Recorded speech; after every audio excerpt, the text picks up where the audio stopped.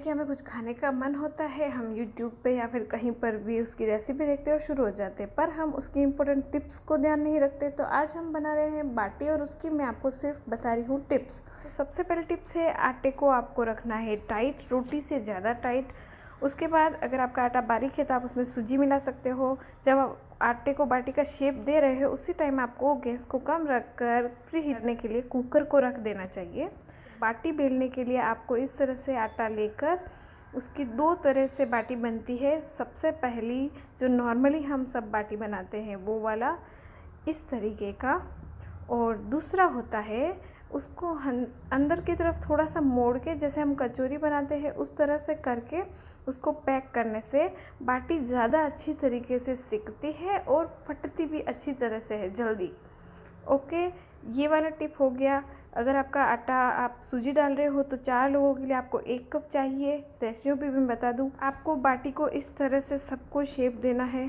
सबको अलग आप टुकड़ों में कर दोगे तो बाटी बराबर शेप की हो जाएगी। और अगर कोई आटा बच जाए तो छोटी बाटी ना बनाकर जो सबसे छोटी बाटी हो उसमें आप ऐड करके एक नई बाटी बना सकते हो।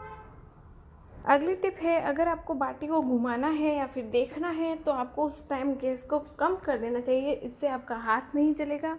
आप बाटी को आराम से अच्छी तरह से देख लीजिए, पलट लीजिए किस तरफ से सिक रही है। और एक और टिप इसी में जुड़ी हुई है कि अगर आप जब बाटी घुमाते हो तब आप कुकर को सबसे पहली बार और दूसरी बार घुमाने के बाद दूर से देखोगे अगर एकदम ऊपर से, तो आपको पता चलेगा कि एक साइड बाटी अच्छी हो रही है और दूसरे साइड, क्योंकि कुकर का साइज़ बहुत बड़ा होता है और गैस का फ्लेम छोटा होता है, तो आधी साइड में पक जाती है और दूसरी साइड में कच्ची कच्ची से रहती है। तो आपको क्या करना चाहिए, कुकर को हैंडल से पकड़कर, अगर गर्म है तो रुमाल से पकड़ना, हैंडल से पकड़कर आप उसको गोल घुमा सकते हो।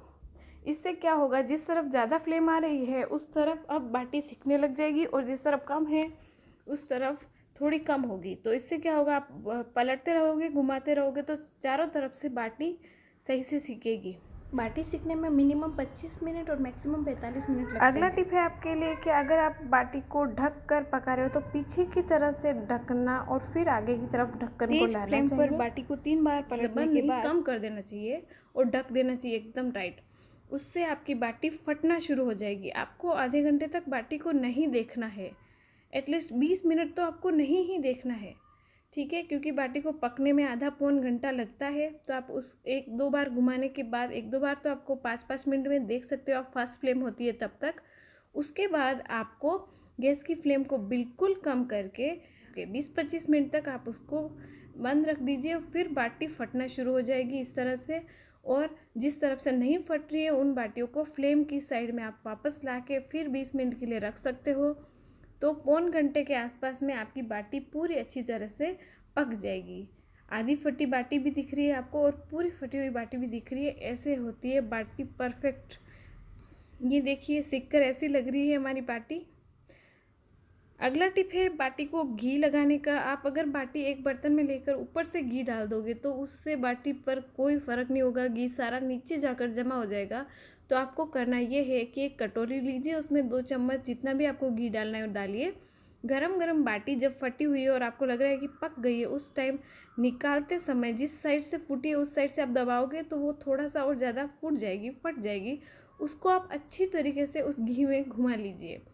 इस तरह से बाटी को घी लगाने से बाटी के अंदर तक घी का टेस्ट जाता है और वो बहुत ज़्यादा टेस्टी लगती है। इस तरह से देखिए, बाटी स्टोर करना है। अगर आपने ज़्यादा लोगों के लिए बाटी बनाई है या फिर घर पे कुछ फंक्शन रखा है और आपको बाटी गर्म रखनी है तो आपको ऐसे बर्तन में स्टोर करनी चाहिए जिसमें हल्का सा छेद हो या फिर उसका ढक्कन से थोड़ी सी हवा बाहर निकलती हो। इससे बाटी की गर्माहट से जो भाप निकलेगी वो तो निकल जाएगी पर वो गर्म रहेगी।